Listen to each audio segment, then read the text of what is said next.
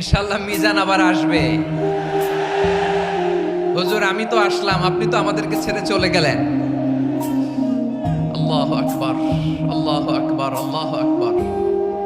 গলায় কোনো সুর ছিল না, সুর দিয়ে কথা বলতেন না, কিন্তু এত চমৎকার শব্দের বুনন, এত চমৎকার প্রেজেন্টেশন, এত চমৎকার ভাবে ঐতিহাসিক বর্ণনাগুলো তিনি উপস্থাপন করতেন। মন্ত্রমুগ্ধ হয়ে আমরা আল্লামা লুৎফুর রহমানের কথা শুনেছি।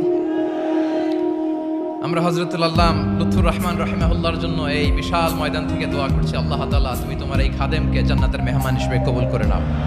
মিজানুর রহমান আজহারী চলে গেছে, চলে যায়নি, তাকে চলে যাওয়ার জন্য বাধ্য করা হয়েছে।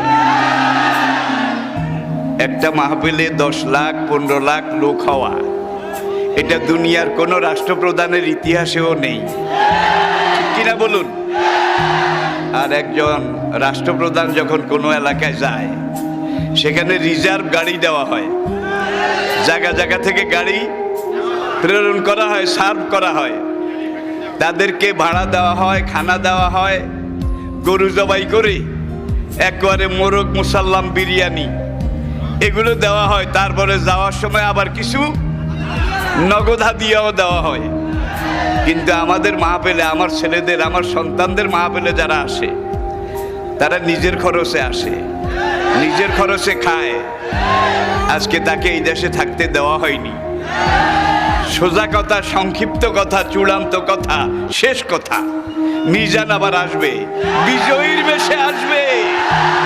এই দেশের তাওহীদি জনতা এমন ইতিহাস সৃষ্টি করে তাকে আলিঙ্গন করবে ইনশাআল্লাহ। সেই সমাবেশই দূরে নয়। আমাদের সেই দিনী ভাই, আমার সেই সুযোগ্য সন্তান, অচিরে আল্লাহ তাকে আবার আমাদের মাঝে ফিরিয়ে আসার মতো, আনার মতো সৌভাগ্য, পরিবেশ, পরিস্থিতি এটা তিনি যেন দান করেন। সবাই বলুন আমিন।